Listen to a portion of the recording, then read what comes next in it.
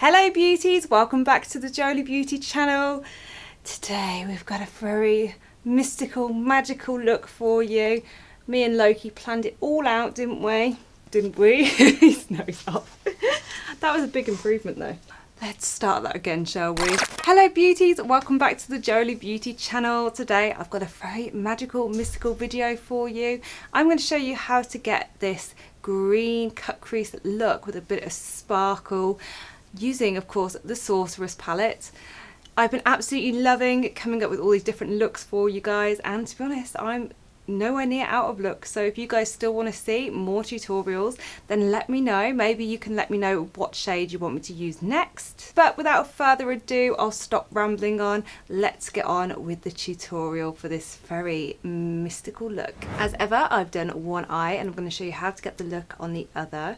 I've already gone ahead and done my brows and my base. I've used the P. Louise base in Rumour 1, and that's just going to give me a nice clean canvas to work on. If you want to see how I do that more in depth, then check out some of my other tutorials from earlier this week. I will link them all down below. Taking a large fluffy blending brush, I'm just dipping into the shade Pocus, and I'm going to use this as my transition shade. It does have a slight shimmer to it, but once I lay down the other colours on top, you won't really see the shimmer. Plus I'm buffing it out with the blending brush, so this will just look like a kind of limey green. If you do have the Proud palette, you could use the shade Miley, which would be a matte, but I did just want to keep it all to one palette for this look. So I'm really lightly tapping that all into my crease and up into my brow bone, feathering it gently in. Also making sure to bring it into my inner corner as well, because we need to get depth here, as this is where we're going to cut the crease in a little while. Once that transition shade is down, I'm dipping into the shade Healer on a slightly smaller fluffy brush, and I'm taking that under and around where I put the first shade, making sure not to go as high with it so the two colours are perfectly visible. You having a little snore, Loki? He's going boo, boo. He's come a long way since he was a little puppy and he wouldn't sit still for 5 seconds, knocking the camera over. Everyone, this is my new addition to the family. This is Loki. I think he's a little bit camera shy. Loki! Does anybody remember that? So it's getting closer and closer to Halloween, guys. Have you got your outfits sorted, or are you not bothering this year, or have you managed to incorporate your mask into your outfit? I want to know all the details. I suppose the good thing is if you've got the Sorceress palette, your eyes will be looking pretty fleeky. So a few years ago, I used to do some acting at like House of Horrors, scaring little children at the skate park. It was the funnest thing ever. And of course I used to do all the makeup for it, which is so much fun. I think I might have showed you it before, but I'll put a picture if I can find one in now. And it was just my favourite time of year. We had all these, you know, really cool dude, like 12, 13-year-olds screaming for their mom. Like, I'm not mean or anything, but it was quite funny to see them going from like cool little skater boys to absolutely petrified. So they went from double backflips to absolutely flipping out. Though to be honest, if I didn't work there, I would have been completely petrified as well. So I can't really say anything. Have you seen where they put all like the compilation of like in the House of Horrors of like all the best photos? Honestly, if I'm ever having a bad day, sometimes I'll just scroll through that and there'll be something that will just make me howl. Yeah, if you haven't seen that, you need to go find that. It's like therapy. Moving on to the next shade, I'm taking a slightly smaller blending brush again, and I'm taking the shade Pop It, which is this gorgeous forest green. I'm going to start building this up directly in my crease and just slightly above it as well, making sure not to go as high as the previous colour. Making sure this dark shade is nice and pigmented in this crease gives you that high contrast when you go to cut the crease. so it's important to get it as deep and as dark as you possibly can. When we get to this outer corner, I'm going to start flicking it up into more of a winged shape. As you can see, I've dragged it out slightly, so I'm making sure to start there where I want the colour to be the darkest, and then I'm just flicking the brush upwards like this, and then blending that all out with our lighter colours just to diffuse any harsh lines. With the same brush, I'm just going to mix a touch of the black in. This is the shade Sabbath, and I'm going to touch that pan once, and I'm just going to touch the outer corner of the eye and slightly shadow the black inwards. I'm being really careful to make sure that it doesn't get too muddy, and the application of that black is very, very precise. That should just help intensify that dark green even further, and it will help just give a little bit more contrast as well when we cut that crease. And as you can see, if you do it strategically, the black doesn't have to take over the look. It can just add that little something something and make that cut crease look even sharper. I don't know who did that meaty fart then. I'm hoping it was Loki saw. We are recording. Oh, you can cut that bit out. It's not my meaty fart. I think it's Loki. It's always I thought it's the reason you got a bloody dog. Thought he was snoring, but actually I'm sure everybody wanted to know that. Good job there is not a smell function on cameras yet. So let me get on with it. I always procrastinate just before I'm about to cut the crease. It's like I'm gonna ruin it now. So today I'm cutting the crease with the P. Louise base. I'm using it in 0, which is white, and I'm just doing a 3/4 cut crease, and then I'm going to blend it into the darker shadows this side of the eye. A lot of people ask me about the symmetry of cutting your crease. And what I say is, most people do not have symmetrical eyes. If you're like 99% of the population that do not have perfectly symmetrical eyes, then just make sure you keep looking forward into the mirror and try and match the height as well as you possibly can. Some people like to draw a line and then look up, and that gives them the marker. The trick is, when you're using the pure white shade, is to make sure that you're cleaning your brush off after nearly every tap, because otherwise the colour of the eyeshadow is going to mix with the wet formula and it's just going to leave you with a imperfect result. So you want to get it as white as possible, so the pigments that you're going to lay on top are just going to look as beautiful and as fresh and true to colour as they possibly can. So as you can see, it's gone a little bit green here, so I'm just cleaning my brush and getting some fresh and just cleaning up where I've laid it down.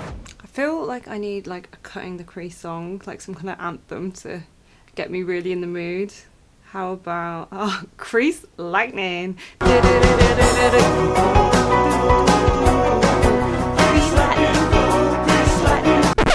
I'm gonna stop that now. Except it's not like lightning, it's more like like slow rolling thunder. And you never know when it's just going to strike the wrong way. But take your time, the end is near.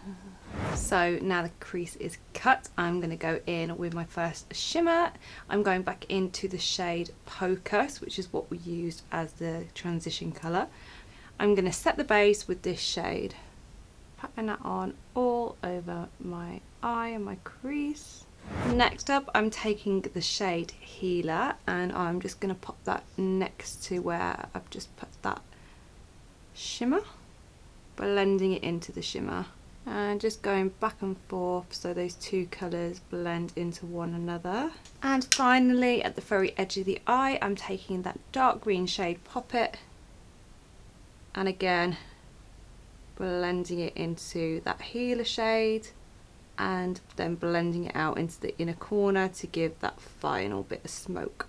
For the inner corner, I'm just going to highlight a little bit. I'm taking the shade Equinox, which is a frosty pale metallic, and I'm just dotting that on the inner corner just to brighten that up a little bit. For the middle of the eye, I'm going to pop it with a little bit of glitter, so I'm going to use the shade Crystal Ball, And I'm just adding that on to the centre of the eye, and I'm just putting them in between that light shimmer and the healer shade, and that should just give it a tiny bit of glitter.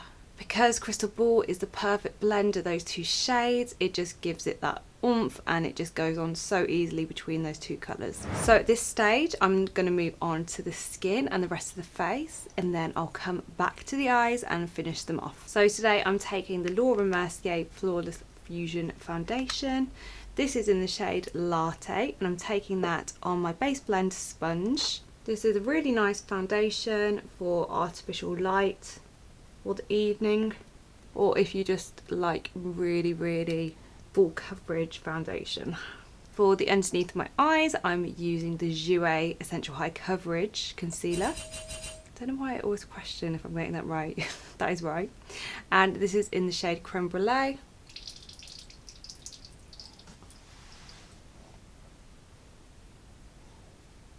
I think my crystal ball's having a wee. And I'm just popping that underneath my eye just to brighten it up a little bit, and again blending it in with my sponge. This sponge is great because you can get such precision around your looks. So I always like to do my concealer after I've done the top bit of my eye, because it just reduces fallout, and then it gives a good base for when I want to do my bottom shadows. Just to set that, I'm taking the Hourglass Veil Translucent Powder, and I'm just popping a little bit underneath my eye to set, and a little bit on just other areas of my face that I know get a little bit shiny. Then back to the eyes, I'm just going to smoke out a little bit of the shade Pop It, add dark green underneath, making sure to join it up at the corner, and with a slightly fluffier brush going in with the shade Healer underneath that, just to blend it all out nicely and give a smoky effect. Next up, I'm just going to tightline my top waterline with a little bit of our Infinity Gel Eyeliner. I'm also going to add a little bit of this on the top as well, just so I've got a little bit of somewhere to blend my lashes into. I'm not making it too thick or anything, I'm just doing quite a simple basic line. Looking at the overall effect of the eye, I decided I wanted to add a little bit more of the gel liner in my bottom waterline as well, so I went ahead and did that on both sides. And then I smudged out with a little bit of the Sabbath shade. Let's pop a lash on. Today I'm going to be using the Sophia lashes, just because they're on my desk and I'm too lazy to move. Of course I'm using the Lash Lock glue. Just waiting for that to dry a little bit, and then they're ready to apply. I'm just going to put some mascara on, because that makes it a lot easier for the lashes to go on after. Just a tiny bit will do. Oh, that's a bit dark. Don't want to use that actually. Where's my long one? Is your idea ready? Yeah, this is every woman's and man's idea ready when, you know, somebody knocks on your door and you're like, yeah, I'm nearly ready. Actually, you know what, Saul? I'm way more ready than you. You only start getting ready when I'm like actually ready. And how long does it take me to get? Too long, because you've lost everything. Not because you actually spend time getting ready. You're just like, where's this? Where's that? I'm like, oh, for God's sake, I'm gonna kill him. I'm gonna kill him. I got that on camera. Just a disclaimer, everyone, if Saul goes missing in the next 10 years or so, it wasn't me, and that wasn't an admission. Thank you. So I'm going in and I'm just warming up the face a little bit using the Second Skin bronzer. This is in the shade Latte. Just knocking this into the back of my cheeks to give a little bit of depth to the skin. A tiny bit on the forehead.